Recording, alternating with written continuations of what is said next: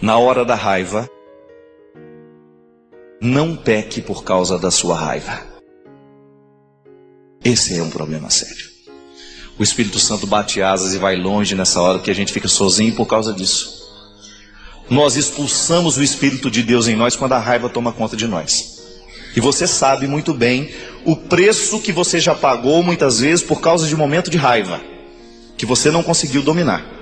Falou o que não queria, olhou de um jeito que não queria, agiu de um jeito que você não queria. Por quê? A raiva é um processo de inconsciência. São motivos ocultos que estão vindo para fora, que você não tem domínio e que explode numa atitude agressiva. Pode observar que cada vez que o ser humano fica encurralado nele mesmo, a atitude dele será sempre de agressão. Não sabe explicar o que está acontecendo. Ou nós vamos tomando conta, colocando essa raiva numa coleira e vamos amansando esse coração, ou nós vamos abrindo brechas para o diabo, como está dizendo aqui. Não dê oportunidades ao diabo. Não dê. Fecha todas as portas da sua casa, fecha todas as portas da sua vida, para que o inimigo da sua felicidade, para que o inimigo de Deus não tenha nenhum espaço na sua vida. Eu me lembro que uma vez, a primeira vez que a minha mãe teve televisão dessas, via antena, satélite, sei lá como é que chama isso, ela me ligou e falou assim: Fabinho, o moço falou que tem uns canais proibidos. Aí ele perguntou para mim se eu quero colocar uma senha. Falei: não, mãe, só não tem que ter nem senha para isso.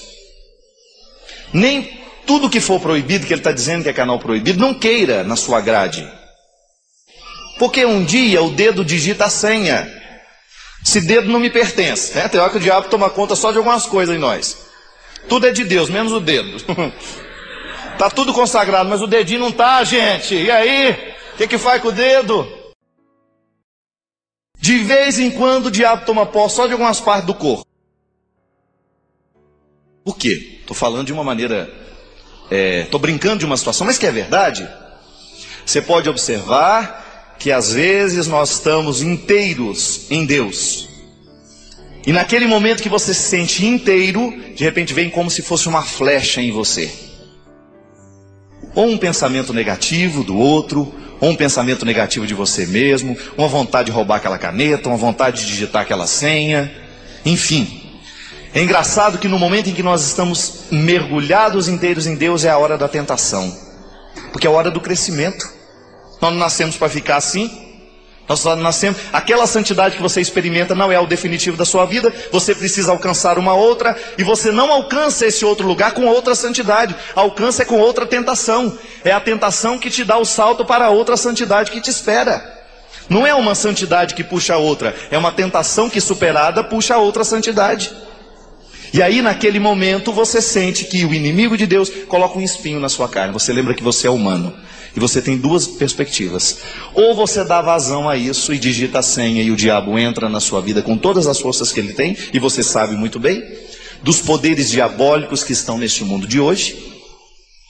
E aí você aos poucos vai esquecendo esse processo do Espírito na sua vida, na sua carne, e em pouco tempo você já está inteiro. Do dedinho vai passando para cá, é igual câncer, que dá metástase. Se você não cuida daquilo que o diabo ainda está comandando na sua vida, e às vezes é detalhes, viu? Às vezes o diabo entra nos detalhes, e aquele detalhe é o suficiente para ele tomar você inteiro. Basta você deixar. Pequenas medidas. O diabo entra na nossa vida e nos destrói a partir de pequenas medidas. De repente ele tomou conta de tudo. Porque ele entra devagar. Ele é silencioso. Sedutor. Pequenas medidas são capazes de destruir uma família inteira, justamente por causa disso. A partir do momento que o Espírito Santo está nos conduzindo por uma vida nova, o processo é de renúncia de tudo aquilo que nos faz viver a miséria da condição humana, para nós elevarmos essa condição humana. Gente, cada um sabe, eu sei onde dói a minha pedra, você sabe onde dói a sua.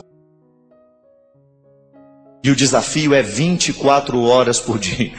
A mãe da Veridiana, minha amiga, Ela virou e falou assim, eu achei engraçado, ela falou assim, eu não aguento mais o Edir não, padre. Edir é o filho dela. O que foi? O Edir quer que eu seja cristã 24 horas por dia. Eu falei, Edir, pelo amor de Deus, meu filho, pelo menos 15 minutos eu preciso mandar o outro. Eu achei aquilo muito honesto da parte dela. E é verdade.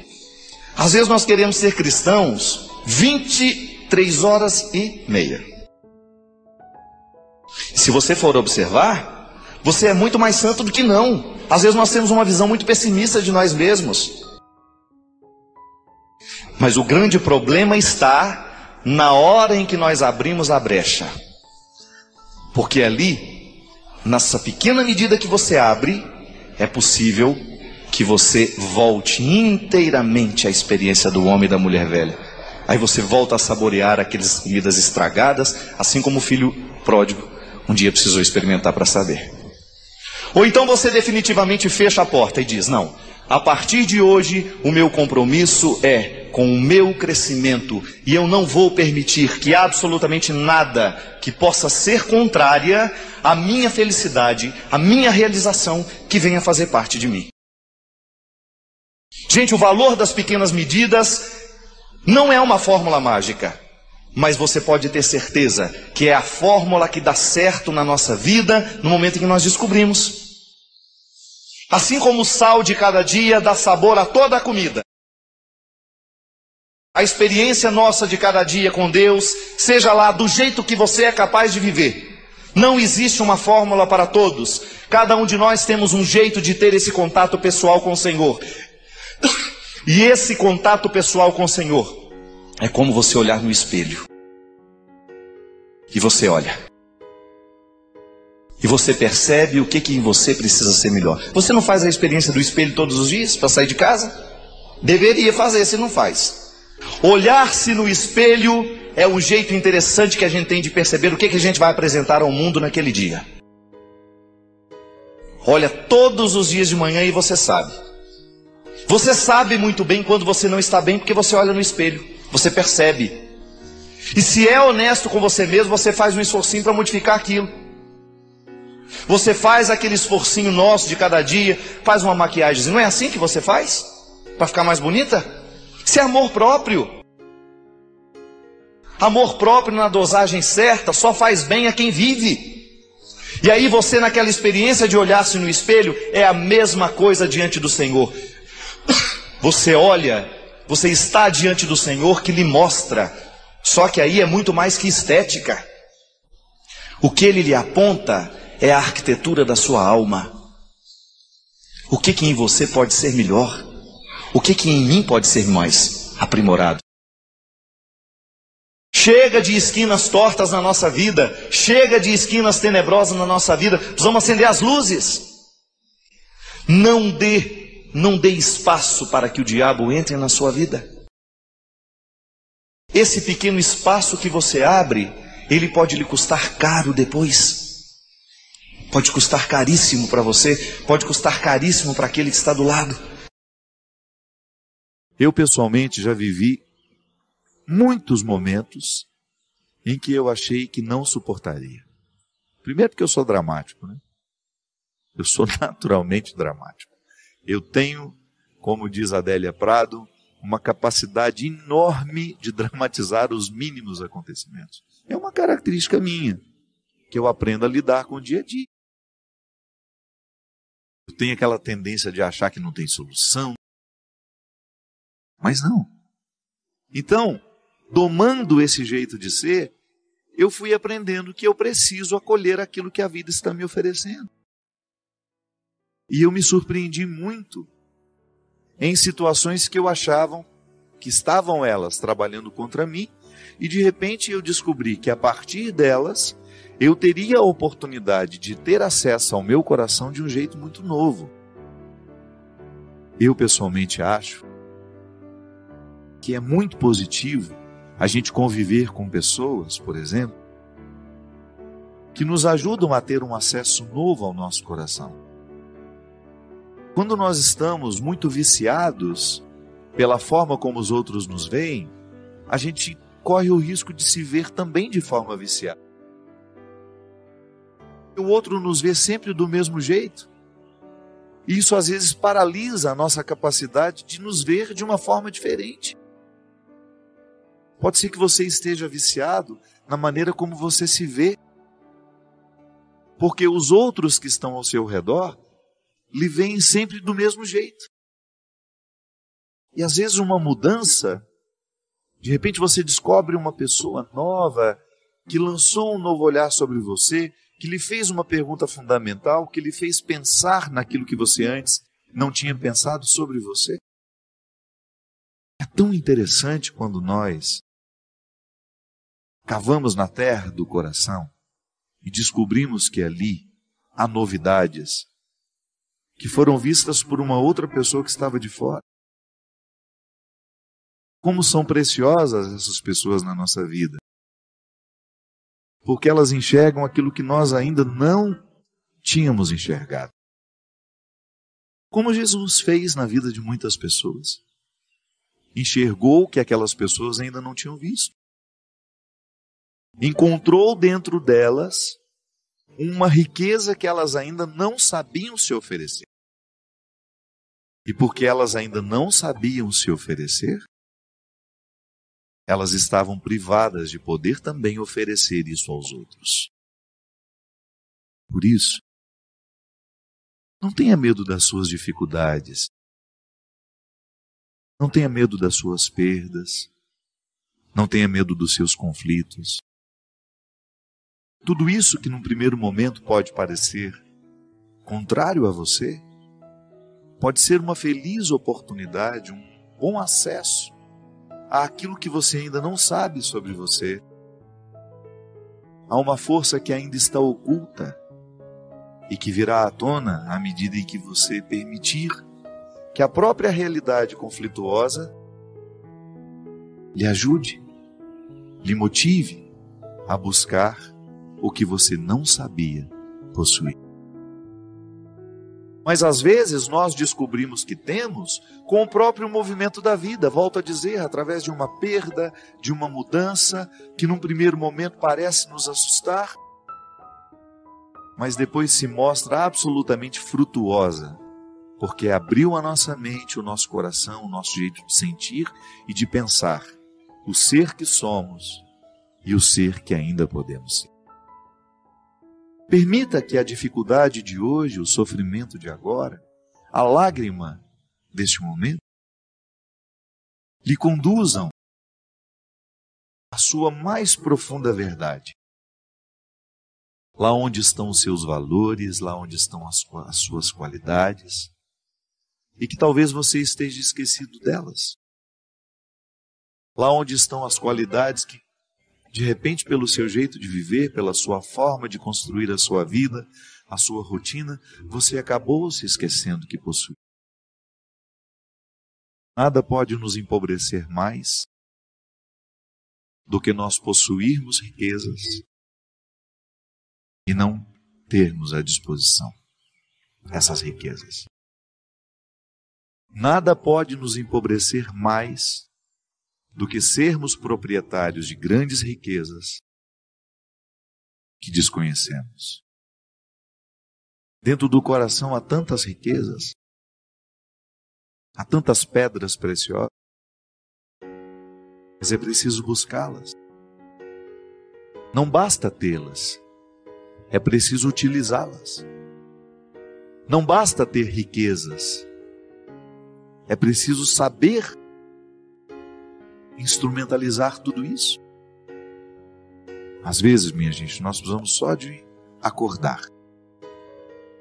E às vezes este acordar está intimamente ligado a uma mudança, a um desconforto que nós precisamos enfrentar. Eu gosto de dizer que o nascimento, ele não acontece uma única vez na vida. Eu vim ao mundo porque fui expulso pelo ventre da minha mãe, que, movido por uma sabedoria biológica, me colocou para fora. Chega, já passou o tempo de estar aqui. E que bom que eu fui expulso. E depois precisei enfrentar muitas outras expulsões do ventre da vida. Quando eu achava que já tinha encontrado o meu lugar, as contrações chegaram, os acontecimentos me expulsaram, e eu precisei ir buscar uma nova forma de ser o Fábio. E como isso nos enriquece? Quando você percebe que a vida está expulsando você daquela realidade, daquela situação, antes de lamentar, pense na possibilidade de que essas contrações, essa expulsão, lhe proporcionará uma nova forma de ser você. E isso é absolutamente maravilhoso. Ter a oportunidade de ser você de um jeito novo. Isso é como nascer. Isso é como renascer.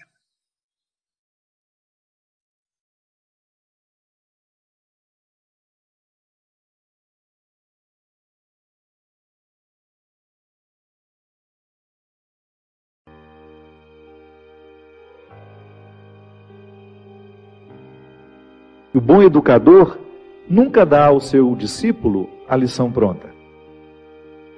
Seria um crime contra o discípulo oferecer a ele a lição pronta. O mestre dá a certeza de sua presença para retirar alguma dúvida, para poder ajudar a dissolver aquilo que está atrapalhando e prejudicando o aprendizado.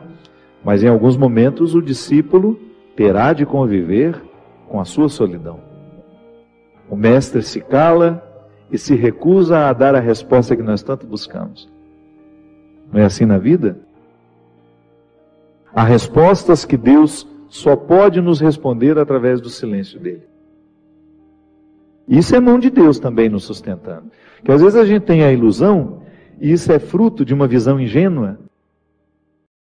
Infelizmente, o discurso religioso ao longo da nossa vida pode nos colocar visões ingênuas de que Deus vai fazer tudo por nós, de que Deus faz isso, de que Deus faz aquilo. Tá certo? Nós temos o direito de acreditar na proteção divina. Mas nós não estamos desobrigados de fazer a nossa parte. Porque é uma questão de sabedoria, de maturidade. O pai faz isso com o filho, a mãe faz isso com o filho. O amor não pode nos fazer pensar, o amor que a gente sabe que Deus tem por nós, não pode nos fazer pensar de que Ele fará tudo.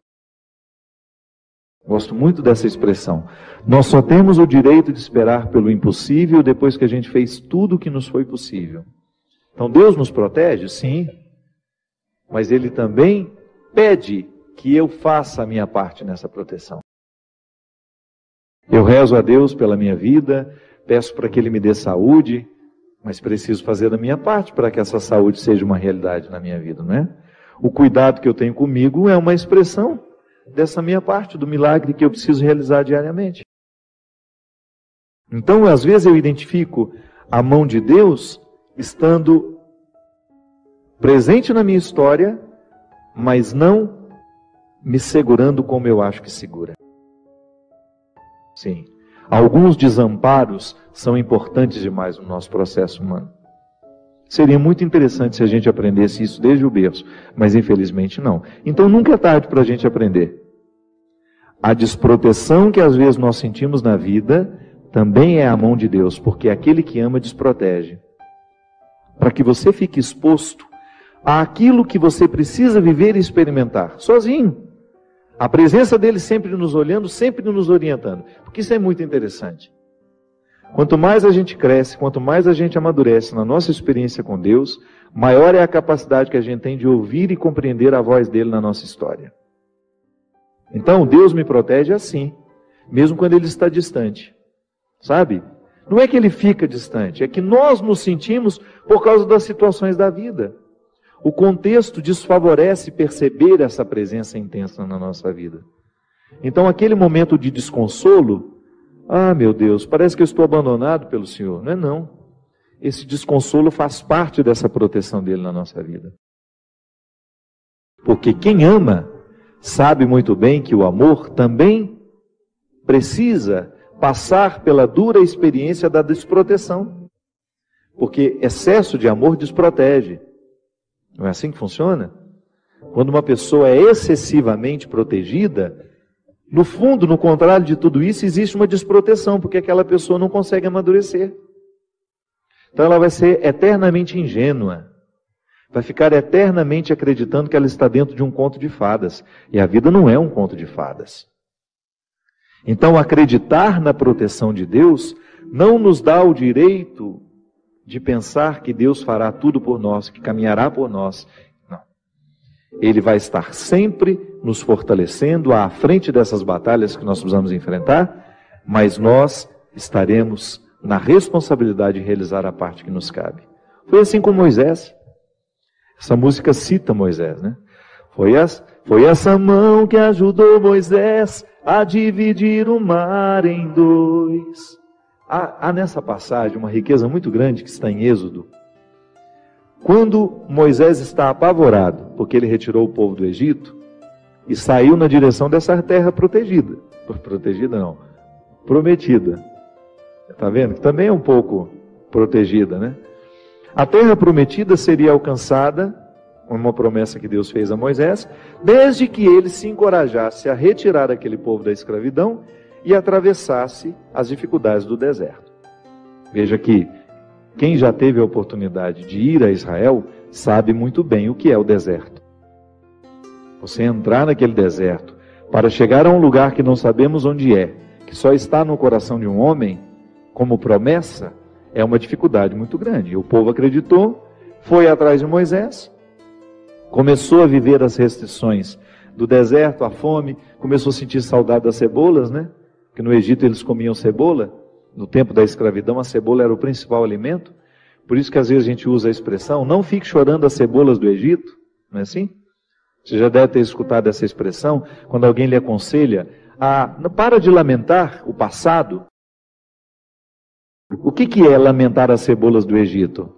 É dizer, eu era escravo, mas tinha esse alimento. Eu tinha cebola para me alimentar. E agora eu estou livre, mas não tenho nada. Calma. Dê tempo ao deserto. Permita que o deserto lhe diga o que ele precisa dizer. Até a fome. A restrição, ela é importantíssima no processo humano. A gente identifica o tempo todo que pessoas são estragadas porque não lhes faltou nada. Terrível. Quando você tem um filho que foi paparicado desde criança, não lhe faltou absolutamente nada, e de repente, no descampado da vida, de repente aquela pessoa precisa enfrentar o deserto da vida e ela não tem munição o suficiente para dar conta. Aí fazer o quê? Como é que nós enfrentamos o deserto? Ali naquele momento, quando Moisés retira o povo da escravidão e se encoraja a levar este povo pelo deserto, a caminho da terra prometida, ele também sente medo, ele também não sabe o que vai ser. Por isso ele o tempo todo, através das manifestações de Deus naquele momento da vida de Moisés, ele se comunica com Deus. São as epifanias, né? Que são essas manifestações gloriosas de Deus ali, através da realidade simples. É a sarça que arde, é a pedra que jorra água, enfim. Deus vai conversando com Moisés, vai dando a ele sinais de que ele está no caminho certo, mas não o priva da desproteção que o deserto lhe causa. Então, desprotegido naquele deserto, materialmente falando, ele pode firmar uma confiança em Deus que nenhum outro conforto havia dado. Está vendo como é interessante? Como a desproteção, a aparente desproteção, ela tem todo um cuidado reservado e de bastidores ali. Da mesma maneira como você que é pai, é mãe, e você cria uma restrição ao seu filho para que ele possa amadurecer. Não é assim? Às vezes você retira alguma coisa do seu filho para que ele sinta realmente a falta, para que depois ele tenha condições de valorizar depois. Volto a dizer, muitas pessoas dão errado na vida porque não lhes faltou nada. Aí você observa que quando falta demais também pode causar um desequilíbrio, uma falta de confiança na vida, nas pessoas. Enfim, é o equilíbrio que dá certo. Quando você começa a educar, colocando proteção e aparentes desproteções, onde aquela pessoa terá de enfrentar a situação sozinha, ainda que você esteja vendo de longe. Eu enfrentei situações na minha vida extremamente difíceis, que não bastava o outro dizer, eu estou aqui. Por quê? Porque elas eram minhas. Até ajuda. Você olhar para o lado, saber que tem um amigo com você, que existe uma mãe, que existe um pai, um irmão. Mas em muitos momentos da nossa vida, este calvário é para ser vivido na solidão. É quando eu preciso viver essa sensação de estar desprotegido, da mesma maneira como Moisés viveu, ao pisar os desconfortos do deserto, ao enfrentar aqueles desconfortos, ele compreendeu o que é a condição humana. Então eu também faço essa experiência. Você faz. Eu não quero passar a vida em brancas nuvens, não quero mesmo. E é por isso que desde muito menino, quando a vida me era difícil, eu encontrava alguma coisa naquele desconforto que me fazia pensar mais alto, que me fazia pensar além. Moisés, vivendo o desconforto do deserto, precisava convencer os que estavam ao lado dele de que aquele desconforto valeria a pena. Ah, mas alguns queriam voltar para a escravidão. Olha como a fraqueza humana está muito presente na nossa vida no momento do desconforto. Quanta gente, vou dar um exemplo simples para você entender. Existem pessoas que precisam romper com namoros que são terríveis, desastrosos. Aquela pessoa só faz mal a você, você sabe disso, mas você tem um vínculo com ela, você tem necessidade afetiva, você não consegue romper aquele namoro. Então, de repente, você se encoraja, você fica com tudo claro diante de você, essa pessoa não me faz bem, eu não posso me casar com essa pessoa, porque se no tempo do namoro já está assim, imagina na época do meu casamento, depois no meu tempo de casado, vai virar um inferno pior ainda do que já é. Aí você se encoraja, motivado por pessoas que estão ao seu lado, a romper. Aí é terrível no dia que você rompe. O sofrimento é cruel dentro de você. Parece que você nunca mais vai se recuperar, que você só pensa naquela pessoa. Por quê? Porque apesar dela te fazer tão mal, você tem um vínculo doentio com ela, de dependência afetiva. Você sabe que ela te faz mal, mas você não sabe viver sem ela. Aí você começa a dar passos. A primeira semana é horrível. Você sofre, você chora, você não pode ouvir a música, você não pode sentir o cheiro, você não pode ver aquele pedacinho de não sei o que ele esqueceu lá na sua casa, que tudo aquilo é terrível. Mas de repente você começa a dar passos de libertação. É como se você estivesse andando na direção de uma terra que só vai te fazer bem. E um mês depois aquele sofrimento ficou melhor, 2 meses depois aquele sofrimento melhor, e de repente você não está nem mais lembrando. Claro que ainda existe ali um vínculo silencioso sendo desarmado, porque a dependência afetiva, ela não morre da noite para o dia. A gente precisa, é como se você fosse sufocando uma célula cancerosa com o processo da quimioterapia, sabe? Que você vai retirando a vida da célula cancerosa, que é a célula que nos mata. Aí digamos que 3 meses depois, você encontra de novo com aquela pessoa, e você tem aquela famosa recaída. Aí pronto. O castelo que você estava construindo, o chão que você tinha andado, que tinha sido tão difícil, você joga fora e você volta para o Egito, você volta para a escravidão. Você faz o mesmo que os companheiros de Moisés queriam fazer, voltar a comer a cebola, voltar a comer o alimento podre, estragado. Aí você reata aquele relacionamento, porque ele é doentio e você não cuidou da devida distância que você deveria manter. Porque quando você tem essa dependência afetiva, você tem que estabelecer a distância, porque senão você não se cura. Você tem que parar de querer saber da vida daquela pessoa, porque senão você não se cura. Você precisa parar de ficar fuçando o Facebook dela, porque senão você não se cura.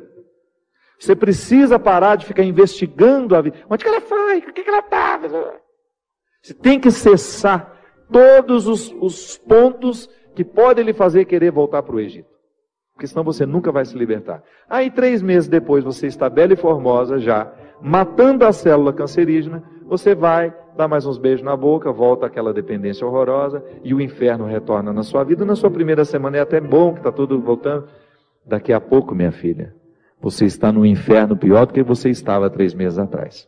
É assim. Quando a gente não sabe viver o desconforto que nos edifica, a gente se boicota o tempo todo. É como parar de beber, é como parar de fumar. Você fica sem fumar 1 ano e você comemora porque você parou de jogar aquela toxina cancerígena no seu organismo e de repente você vai lá e acende um cigarro de bobeira e aquele vício volta como se fosse um monstro capaz de te comer inteiro. Pronto. Todo aquele sacrifício que você fez dos primeiros dias sem fumar vão para o saco. Por quê? Todo aquele sacrifício vai para o saco. Por quê? Porque você não foi capaz de viver o desconforto de renunciar. Minha gente, é impressionante como essa mão de Deus nos auxilia assim, nos fazendo conscientes do que nós precisamos romper na nossa vida. São situações que a gente precisa estabelecer limites para elas, porque senão a gente não vai ser curado nunca. A gente vai ficar eternamente doente na fila dos necessitados, chorando e mendigando um pãozinho de bondade do outro, um pãozinho de afeto do outro. Pelo amor de Deus, nós não fomos feitos para isso. Nós não fomos feitos para ficar arrastando dependentes afetivamente dos outros. A gente foi feito para amar. E o amor só tem sentido na nossa vida se for para nos edificar, se for para nos ajudar a atravessar o desconforto do deserto. Caso contrário, ele não faz sentido. Esse pseudo-amor, esse falso amor que às vezes a gente diz sentir um pelo outro, que não nos ajuda nos desconfortos do deserto. Eu preciso viver os meus desertos, você precisa viver os seus. E os verdadeiros amigos são aqueles que reconhecem os desertos que o outro precisa passar e fala, isso mesmo. Vamos passar por esse deserto porque você precisa dele. Agora, a Poliana, ela quer aquela vida feliz, ordenada. Lembra daquela personagem? A Poliana, onde tudo era o jogo do contente, né? Para com isso. Assassine esse instinto infantil que existe dentro de você, que lhe faz ter medo dos desconfortos da vida. O desconforto da vida, quando bem vivido, ele só nos torna melhores. Tira essa máscara de coitadinha que você gruda na sua cara para os outros terem eternamente pena de você. Você só perde tempo na vida assim. Que bobagem! Deus nos segura na nossa mão, é para a gente ter condições de atravessar esse deserto. Não é para ficar recaindo eternamente e voltar a comer as cebolas do Egito, porque a gente teve dó de nós, porque a gente teve dó do outro, não. A caminhada é para frente que se vai. E chega um momento, quando Moisés chega diante de Deus e fala, agora você resolve essa situação, porque eu não sei mais o que fazer. Já construíram um bezerro de ouro no meio do caminho, já arrumaram confusão, já estão adorando até outras situações, então nem lembrando que o Senhor existe. Eles só não voltam porque está longe demais. Mas retornam de outra maneira, não retornam na geografia. Sabe? Eles não voltam geograficamente porque estava longe já do Egito. Eles morreriam no meio do caminho. Mas não voltavam geograficamente, mas voltavam afetivamente. Porque às vezes a gente já ultrapassou o território da nossa escravidão físico. Eu já saí da cadeia, mas a cadeia não saiu de mim. É assim que funciona. Eu já dei os passos na direção da minha liberdade, mas eu não fiz a conquista da minha liberdade. Eu não decretei a conquista da minha liberdade. Então eu fico afetivamente preso ao meu passado. Lamentando as cebolas do Egito, lamentando o namoro que terminou, a situação que foi terminada, a amizade que foi traída. Então quando Moisés está diante do Mar Vermelho, e ele fica apavorado, porque agora eles não tinham mais para onde ir, ou atravessavam o mar, ou voltavam para o Egito, e o exército do faraó já estava chegando para capturá-los. O que ele faz? Ele tem uma reunião particular com o Senhor, né? Uma audiência particular de urgência. Liga lá para o secretário de Deus e fala: pelo amor de Deus, você pede para ele me atender hoje, que eu não posso mais ficar sem essa resposta. O exército do faraó está chegando. E aí ele acha que Deus iria dar uma resposta fácil para ele, né? Ia dar uma solução rápida. Não. O que Deus fala? Lembra, Gino? Lembra? Corre, né? Entra nessa água. Olha que frase forte. Diga ao povo que caminhe. Eu não vou fazer por vocês o que só vocês podem fazer. Eu vou dar todas as graças para que o milagre aconteça. Eu vou fortalecer a coragem de vocês. Mas se não colocar o pé na água, se não desafiar este mar, ele não se abre. E foi o que o povo fez. Moisés à frente, certamente, cheio de medo também, né? Ai, meu Pai de misericórdia, o que vai acontecer agora? Quando ele começou a entrar, a colocar os pés na água, Deus faz a sua parte. Minha gente, a nós nem importa se isso aconteceu dessa maneira mesmo. A nós interessa é o fato de que Deus faz diariamente isso na nossa vida. Sempre que eu me encorajo a vencer os mares que me desafiam, eu estou exercendo o cuidado de Deus na minha vida. Sempre que eu me encorajo a colocar o pé no mar que me ameaça, eu estou cumprindo a parte da promessa de que Ele estará sempre ao meu lado. Você faz a mesma coisa.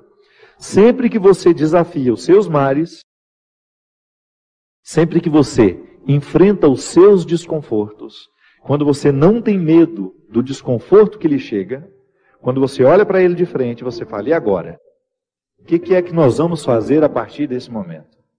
O que você me traz de bom? O que você está me desafiando? Eu vou aqui recrutar as minhas melhores partes, porque só isso me interessa. Se o desconforto me chega, eu preciso atravessar esse deserto para saber, para poder alcançar essa parte da terra prometida que me espera. É assim que funciona. Não há uma fórmula mágica para a vida. Ainda que a gente não acreditasse em Deus, nós teríamos de viver os desconfortos que nos fazem crescer. Ainda quem não crê em Deus precisa enfrentar os desconfortos de sua história, de sua existência. Agora é claro que quando a gente acredita em Deus, quando nós acreditamos de que existe alguém superior a nós, nos capacitando para a gente fazer a travessia, um conforto a mais nos é oferecido. Por isso, baseados na experiência deste conforto que eu já fiz, que você já fez, em muitos momentos, quando essa mão de Deus cuidou de nós, e que a gente dá continuidade ao processo de caminhada, de enfrentamento. É enfrentamento, a palavra é essa. Se a gente não vive os enfrentamentos diários dos nossos desertos, dos nossos conflitos, dos nossos medos, a gente nunca vai chegar ao conhecimento da terra que Ele nos preparou. Nós vamos para um rápido intervalo. Daqui a pouco a gente volta. Já já.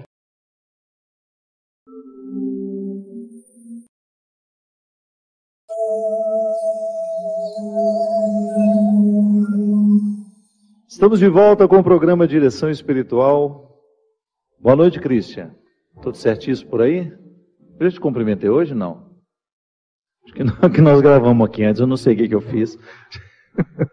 É que eu estou velho, ele está sonolento. Se você observar o Christian hoje, inclusive eu vou pedir até que você focalize ele um pouco mais, ele está mais sonolento que o normal hoje.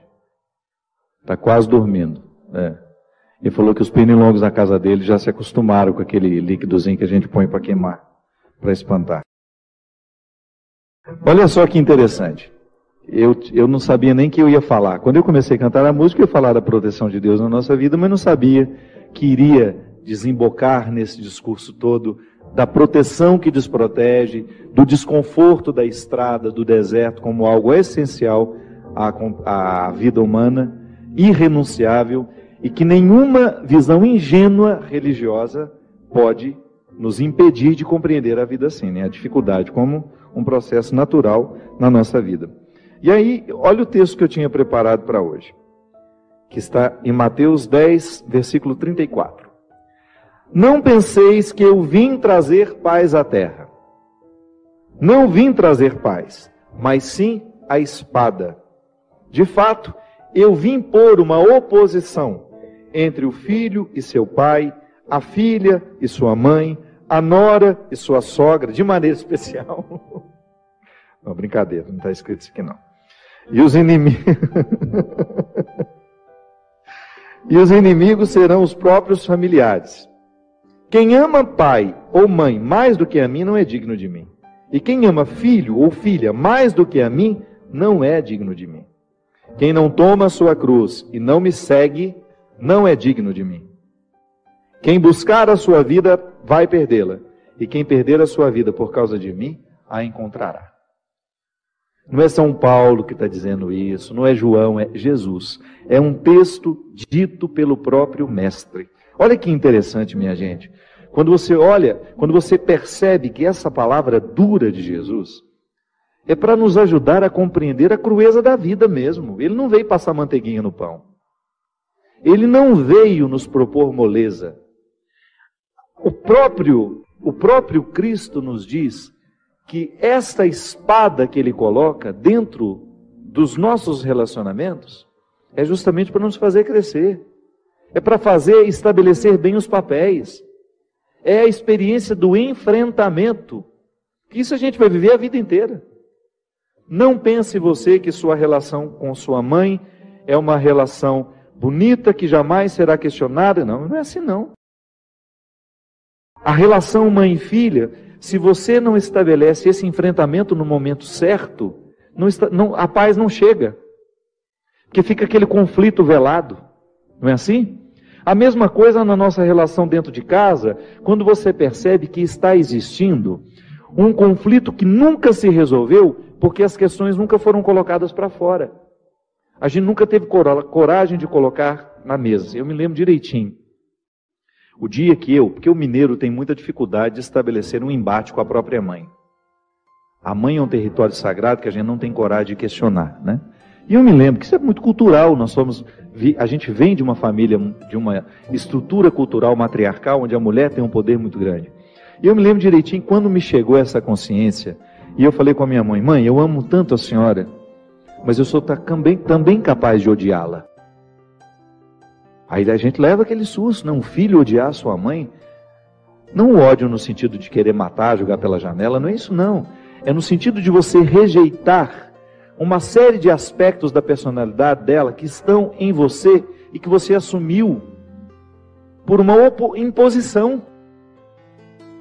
Quando você identifica que existem aspectos da sua personalidade que são muito parecidas com a da sua mãe e que você rejeita profundamente aquilo que você gostaria de ter o direito de se libertar.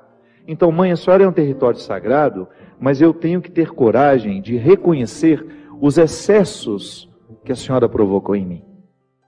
Aí, minha gente, parece que uma espada corta o coração dos dois, né? Mas a ressurreição que vem depois, porque você se desobriga, você começa a ter coragem de estabelecer os confrontos com todo o respeito que a mãe precisa e merece. Mãe é um território sagrado que nunca deverá ser desrespeitado, mas pode sim ser contestado na hora certa e do jeito certo. A senhora escolheu viver assim, essa não é a minha escolha. Então a gente precisa continuar se amando, a gente pode estabelecer esse embate e a gente continuar vivendo com profundo respeito um pelo outro. É assim. Quando Jesus fala que ele trouxe esse embate, essa espada, não é para nos separar uns dos outros, não. É para nos unir do jeito certo. Porque às vezes uma união só acontece de verdade depois de muitos conflitos. A gente precisa se livrar das visões ingênuas. Essa pessoa é perfeita. Olha como nosso amor é lindo. Isso dura 2, 3 anos até que os príncipes retiram as máscaras. E você descobre que aquilo não passa de um rinoceronte, que tinha uma carinha bonitinha no primeiro momento, e é um monstro capaz de pisotear tudo que você tem de mais sagrado. Então, retiramos a visão ingênua dos nossos relacionamentos, e aí você começa a ter, de fato, um terreno palpável, onde o amor é possível. Sim, pessoas imperfeitas podem sim se amar e estabelecer relacionamentos muito bonitos, muito edificantes, muito interessantes. Mas então eu a partir de agora vou contestar tudo. Não é assim não. Seja sábio. Começa a identificar o que na sua vida precisa ser de enfrentamento. Muitas situações não se resolvem, é porque a gente não conta para o outro que aquilo nos incomoda. Mas a gente não faz do jeito certo, porque a gente reclama toda hora. Toda hora a gente reclama, a gente grita, mas a gente não faz o enfrentamento. O enfrentamento é quando você marca hora, lugar, senta todo mundo na mesa, ou senta você e seu marido e fala, olha, sabe isso que você está fazendo? Isso não é justo comigo, não é justo com seus filhos, e se você não tomar uma decisão, nós agiremos. É igual ser agredido, né? Tem gente que vai se acostumando com a agressão, vai se acostumando com a agressão, vai sendo agredida a vida inteira, e se acostuma com a condição de vítima. Não é assim. Não pode ser assim. A gente tem que problematizar aquilo que na vida está nos agredindo. Que às vezes a agressão não é um tapa, não é um chute, não. É uma palavra, é um olhar, é uma postura, é um jeito de interpretar. Então, se eu interpreto o outro como um eterno território, onde eu posso manifestar todas as minhas iras, onde eu posso despejar todos os meus excessos, e ele se acostuma a ser isso, eu estou agredindo de maneira muito cruel, tão cruel quanto dar um tapa. Então, se a gente não rompe se a gente não estabelece o enfrentamento que vai romper esse processo que nos adoece, é bem provável que a gente morra sem ter tido a possibilidade de pisar na terra prometida que nós podemos alcançar. Aí Jesus continua.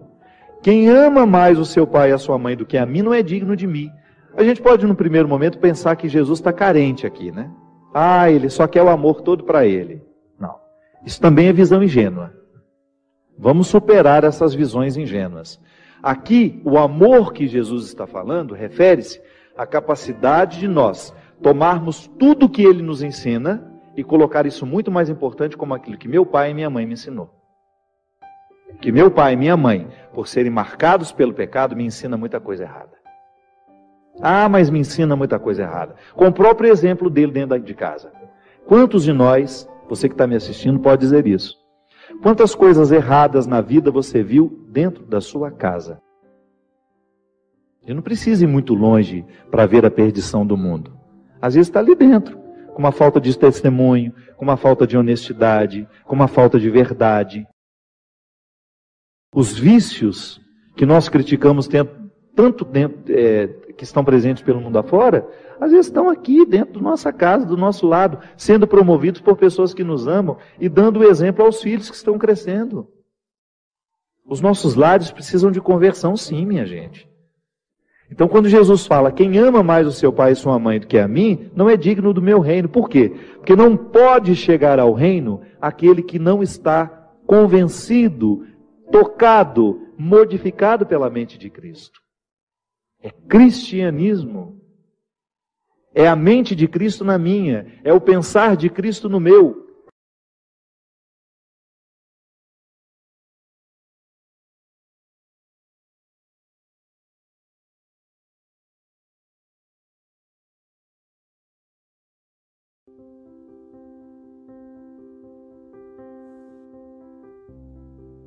Vileia, na nossa vida, nós corremos o risco de pegar o caminho errado. Isso aí, ninguém está imune a essa possibilidade. E sem dúvida, quando nós pegamos esse caminho errado, a gente corre o risco de comprometer a nossa felicidade, a nossa realização. E comprometendo a nossa realização, nós estamos comprometendo o propósito que Deus tem para nós. Porque Deus nos dá, Deus só vai nos pedir aquilo que Ele nos deu anteriormente. Então, descobrir o propósito de Deus para a nossa vida é também investigar as nossas aptidões. Porque se Deus me deu os dons e eles estão aqui adormecidos, eu preciso colocá-los em prática para saber aonde eles me levam, até onde os dons podem me levar. Eu espero que nesse tempo tão especial, onde o nosso coração fica aguçado a perceber o que é errado em nós, um olhar ainda mais cirúrgico sobre a realidade. Realidade humana, de você ser capaz de cortar na carne com o seu olhar, de você identificar o cerne das questões, aquilo que de fato em você hoje poderia ser muito melhor. E estabelecer, fazer dessa amizade, dessa experiência humana, um ensaio para a compreensão da eternidade que nos espera. Viu? Um amigo de verdade faz isso com a gente. Um amigo verdadeiro, em nenhum momento ele fecha os olhos para os nossos defeitos, mas ele não os salienta, a não ser que ele seja invejoso, a não ser que ele esteja passando por um processo de inveja e ele vai fazer questão de te agulhar toda hora. Se não, se é um amigo de verdade, ele vai te recordar aquilo que é sublime. Os defeitos virão, o assunto virá no momento em que a gente precisar crescer, mas não será a tônica da nossa amizade. A gente se senta à mesa, a gente se reúne, é para a gente se recordar que nós somos sublimes. A gente sai de casa, a gente viaja, às vezes para tomar um lanche na padaria, como muitos de vocês fazem, antes de irem para os eventos. É para a gente se recordar que a gente é sublime. Permita hoje que Deus lhe mostre quem são os seus verdadeiros amigos. Isso é um ato de conversão, viu? É conversão a gente reconhecer quem de fato tem o dom de nos levar a Deus. Mais uma vez, eu gosto dessa frase. O bom amigo é aquele que nos faz amigo de Jesus, é aquele que nos aproxima da verdade, é aquele que nos ajuda a descortinar todos os equívocos que tantas vezes se estabelecem na nossa vida porque somos ignorantes, porque não temos a percepção da realidade, porque não somos capazes de juntar as peças do jogo. E o verdadeiro amigo, ele tem esse dom de nos encaminhar ao lugar certo, ao momento certo, para que a intervenção aconteça com muita sabedoria e você consiga mudar aquela peça que até então estava prejudicando o seu desempenho e a sua vitória. Os bons amigos, os verdadeiros amigos, e às vezes tem gente que tem sorte de ter nisso um marido. Meu marido é meu bom amigo, minha esposa é meu bom amigo, minha mãe é minha boa amiga, porque me lembra que eu sou sublime. Me faz esquecer o contexto destruidor do joio e me joga para frente. Eu não quero ficar prestando atenção naquilo que eu perdi ao longo da minha vida. Eu quero arregimentar a minha coragem para eu ter condições de desafiar os joios de hoje. Aquilo que foi semeado em mim, que me é destrutivo, eu não quero que seja definitivo. Eu quero me recordar que sou sublime. É minha vocação cristã. É minha vocação cristã. Eu sou sublime. Que são os amigos que me fortalecem, são os amigos que me sustentam, que me dão condições de ser quem eu sou, de fazer o que eu faço, de viver a vida que eu vivo. O amigo é esse enviado de Deus na nossa história, que faz a diferença na palavra que nos diz, no olhar que nos dispensa, na cura que realiza em nós. Jesus fazia isso o tempo todo. Jesus fazia perguntas o tempo todo. Ele questionava porque ele sabia que quando questionava, ele provocava no coração do outro um desejo de encontrar a resposta. E eu acho que o que faz a gente viver com gosto e com sabor, né? E saber, são duas palavras que se parecem, é justamente a gente se propor as perguntas diariamente. A gente não ter medo dessa reflexão.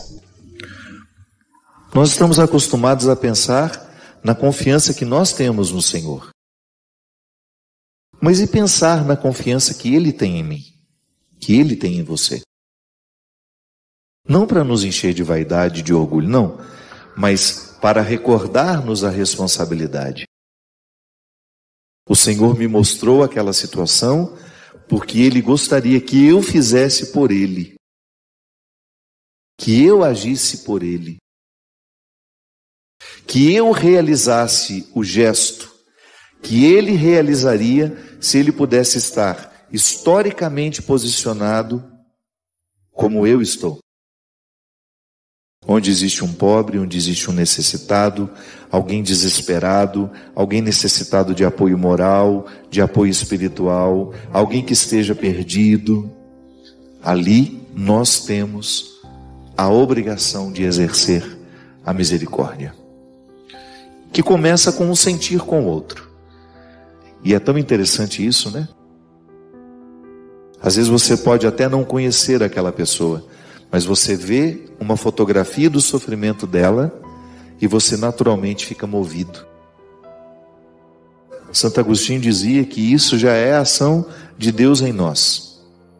A compaixão é um movimento natural de Deus na nossa vida.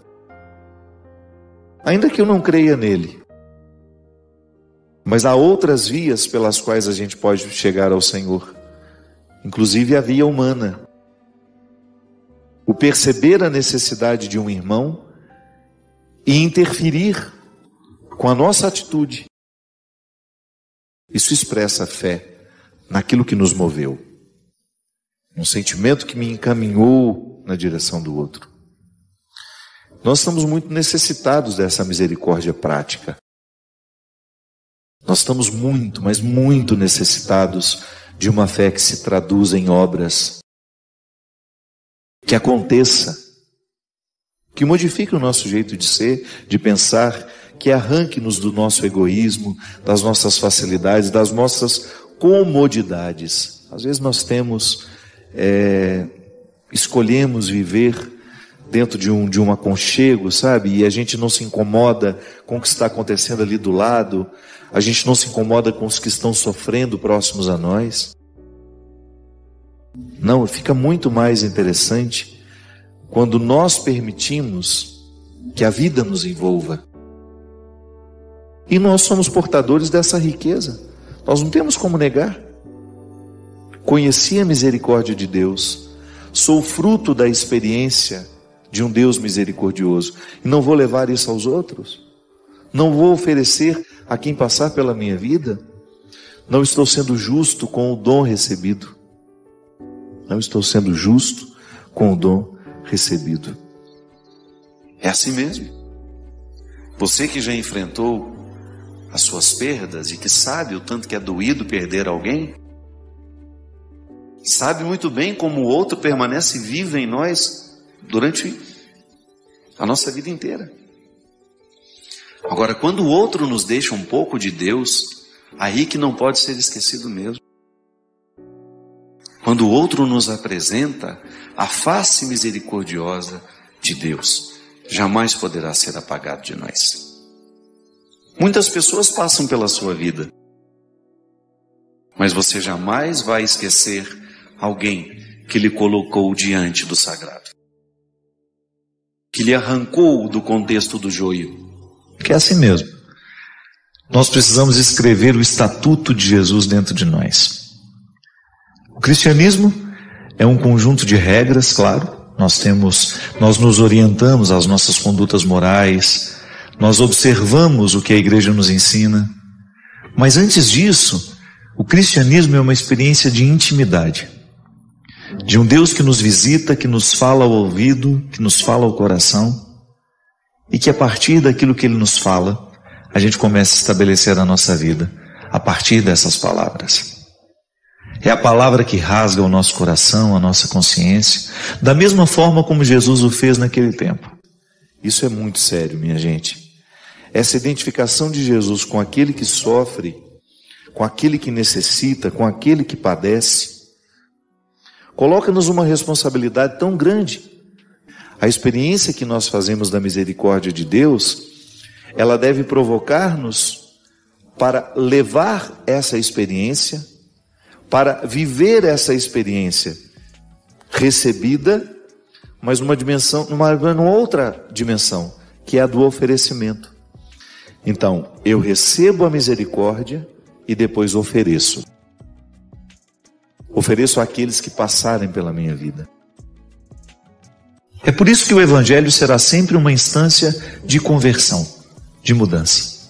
Porque eu muitas vezes posso ter hoje, nessa fase da minha vida, comportamentos que não são cristãos, atitudes que não são cristãs, pensamentos não cristãos. Por quê?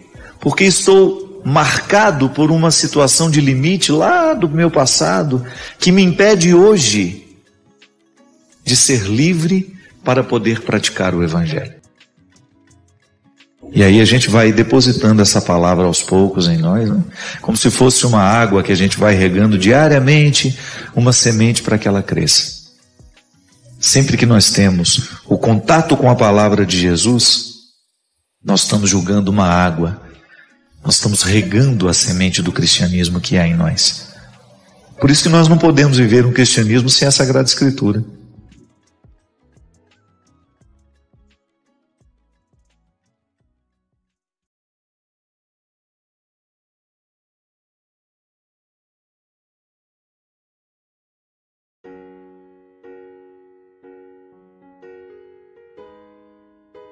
Você sabe muito bem disso. Você não tem como apagar o seu passado.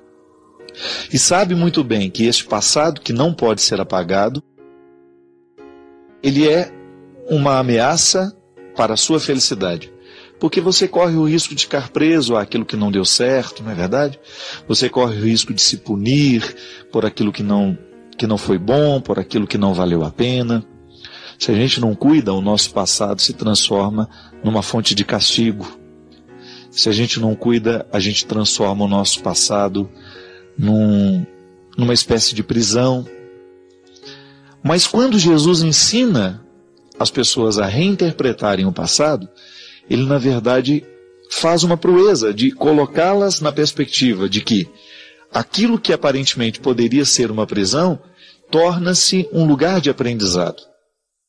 E é assim que a gente celebra a vida, né? Eu olho para aquilo que eu vivi, e eu me proponho, a partir daquilo que eu vivi, corrigir o que não foi bom e me projetar com um pouco mais de esperança para que o meu futuro seja mais promissor, para que eu tenha condições de ser mais feliz, para que eu tenha condições de me realizar como pessoa. É isso que a gente pretende. Fazer com que a nossa vida, o meu trabalho, seja sempre para você que me acompanha, para você que está comigo aqui no programa, para que nós tenhamos sempre essa oportunidade de começar de novo. Tão bom quando na vida a gente tem a oportunidade de virar a página, de fechar uma porta, de abrir outra, de repente um tempo que não valeu a pena, a gente ter o direito de dizer, olha, não quero mais falar sobre isso, gostaria de me dar uma nova oportunidade, mesmo porque o que às vezes falta na nossa vida é isso, né? A gente se conceder uma nova oportunidade. A gente se comprometer para mudar o que não valeu a pena e ao mesmo tempo a gente se dispor a viver uma nova época na nossa história. É assim que Deus age na nossa vida. Muito importante que a gente tenha essa disposição para o novo, porque a experiência de Deus depende disso. A mística depende disso. Nós temos condições de fazer do nosso passado um trampolim para um novo tempo. Eu creio que toda vez que a gente tem a oportunidade de comemorar alguma data que seja importante para nós, da mesma forma como comemorar o aniversário também é assim, né? A gente precisa voltar às origens em todo momento que a gente comemora. Comemorar não é nada mais, nada menos que fazer memória àquilo que aconteceu um dia. Eu costumo dizer que todo compromisso que a gente quer que seja para a vida inteira, nós precisamos renová-lo diariamente. É impossível você ser marido, ser mulher, se você não renova este casamento todos os dias. Até na relação familiar. O fato de ter nascido da barriga de uma mulher não é garantia de que nós estaremos a ela ligado a vida inteira. Nós precisamos renovar com as pessoas os nossos vínculos. E celebrar é isso, é fazer memória. Da mesma forma como a Eucaristia é a celebração da memória de um acontecimento, de uma pessoa, é um rito simbólico que atualiza uma presença real. E eu escolhi para ler para vocês hoje um texto meu que está num livro que escrevi logo quando fiquei padre também, alguns anos depois, que é o livro Quem Me Roubou de Mim, que foi a minha segunda obra literária. O meu primeiro livro é O Tempo, Saudades e Esquecimentos. Depois eu escrevi esse aqui um tempo depois, quando eu tive a oportunidade de lançar pela Canção Nova o meu primeiro livro. E eu estava vendo aqui hoje um texto que de alguma forma me recorda o que é celebrar. É um texto que se chama Retorno. Somente depois de ter andado por terras estranhas é que pude reconhecer a beleza de minha morada. A ausência mensura o tamanho do local perdido. Evidencia o que antes estava oculto por força do costume. Olhei minha mãe como se fosse a primeira vez. Olhei como se eu voltasse a ser criança pequena, a descobrir-lhe as feições tão maternas. Abri o portão principal como quem abria um cofre que resguardava valores incomensuráveis. As vozes de todos os dias estavam reinauguradas. Deitei-me no colo de minha mãe, como se quisesse realizar a proeza de ser gerado de novo. Suas mãos sobre os meus cabelos pareciam devolver-me a mim mesmo. Mãos com poder de sutura existencial. Era como se o gesto possuísse voz capaz de me dizer: dorme, meu filho, dorme, porque enquanto você dormir, eu lhe farei de novo. Dorme, meu filho, dorme. Isso para mim é celebrar o dia de hoje, minha gente. É eu, de alguma forma, ter a oportunidade de retornar através da memória, de recordar o meu compromisso assumido naquele dia, 15 de dezembro de 2001. Fazer este retorno através da memória e renovar no hoje da minha vida o compromisso do passado. É como a gente deitar no colo da mãe de novo, né? É como a gente ter a oportunidade de ser feito mais uma vez. Isso é celebrar a vida. É a gente realizar esta proeza de receber a vida como se hoje estivéssemos começando. É isso que faz com que a nossa existência nunca perca o sentido. A possibilidade de acolhê-la como se hoje ela estivesse começando. Aliás, eu penso que esta era a grande proeza que Jesus realizava na vida das pessoas. Por isso Jesus era tão inesquecível. Por isso Jesus era tão marcante. É porque quando ele entrava na vida das pessoas, ele inaugurava um novo tempo. E eu desejo que a força do coração de Deus possa estar sempre presente com você, lhe concedendo o dom da fé, lhe concedendo o dom do discernimento e o equilíbrio, tão necessário para que a vida seja melhor e mais feliz. O Senhor esteja convosco. Ele está no meio de nós. Derrame sobre todos nós a bênção do Deus Todo-Poderoso, Pai, Filho e Espírito Santo. Às vezes a pessoa se aproxima de você porque sabe que você é uma pessoa que deu certo na sua área, então é bom aparecer ao seu lado, é bom tirar uma foto com você, é bom demonstrar aos outros que ela é sua íntima, que ela é sua amiga. Mas na verdade ela não está interessada em quem você é. Ela está interessada na casca que você tem, que ajuda ela a ter uma outra casca. Hoje nós vivemos nessa época, né? Onde nós nos demonstramos tanto, nos mostramos tanto. Todo mundo tem uma rede social onde se mostram.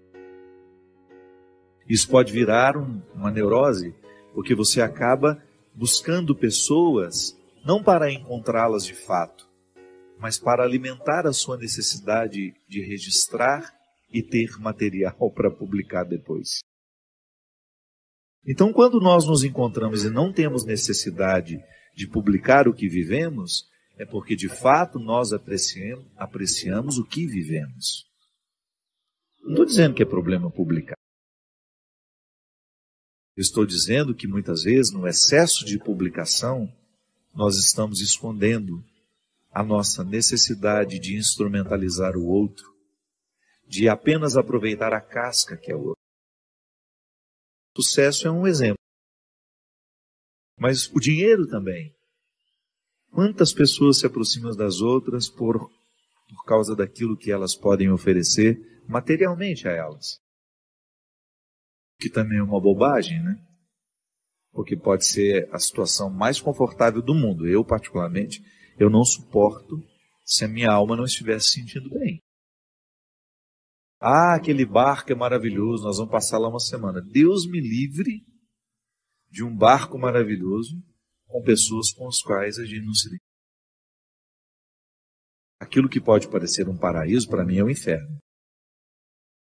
Ah, mas nós vamos fazer uma viagem linda, tudo de graça, tudo pago. Não. E o que eu pago para estar lá? Emocionalmente. E tem gente que se sujeita a isso. Passar um final de semana ali ou aqui, só para aparecer, só para manter a casca, que é sua e também dos outros.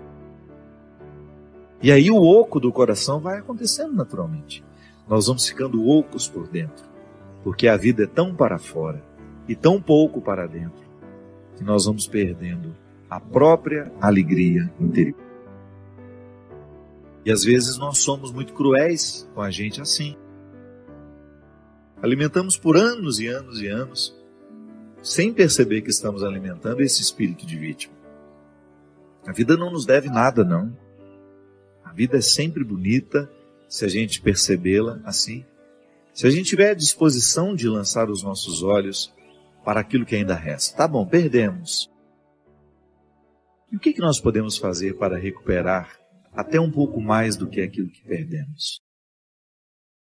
Então, uma boa forma que a gente tem de curar o nosso comportamento, aquilo que muitas vezes é determinante em nós, o nosso jeito de ser, é eu percebendo a beleza da vida. Sim, a vida é bonita. Livrar-me do vitimismo e ir à luta. Ir buscar a parte que me cabe. Há tanto que se viver, minha gente. Encontre uma pessoa que está vivendo a indigência que a doença mostra e você vai ver um ser humano de verdade. Passe no hospital e você vai ver. Quando a pessoa enfrenta o limite, a doença é assim, né? Ela nos retira todos os excessos. E às vezes, quando nós estamos muito saudáveis, muito cheios de oportunidades, nós nos escondemos, nós fingimos. Agora, a doença não, ela arranca tudo de nós.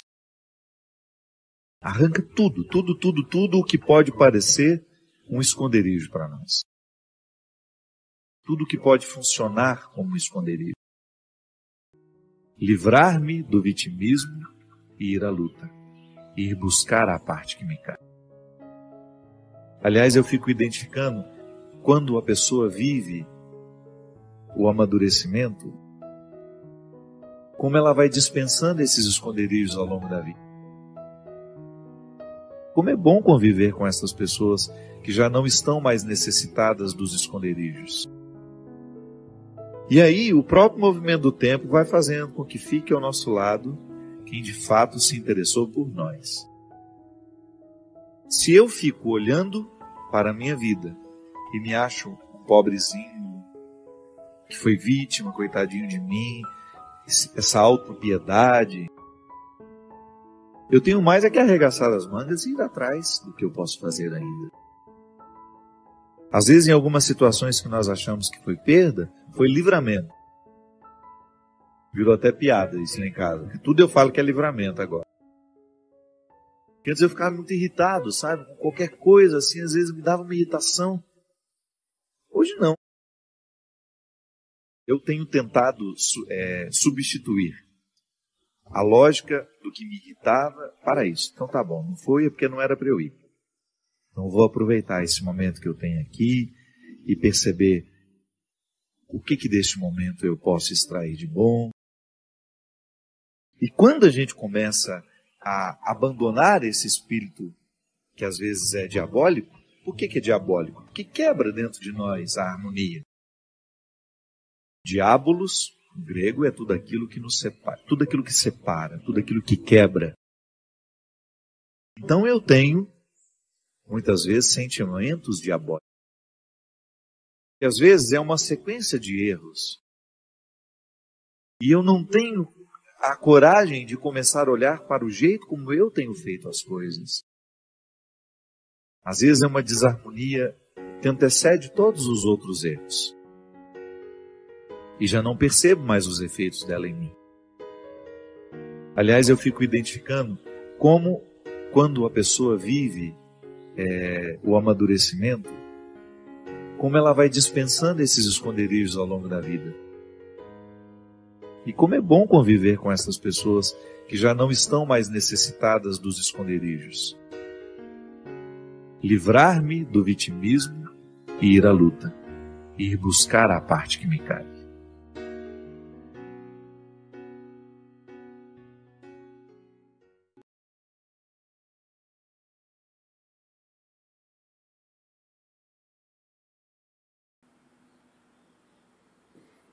Num mundo repleto de cortes, de vídeos curtos, de distrações, você escolheu ficar aqui e ouvir isso até o final.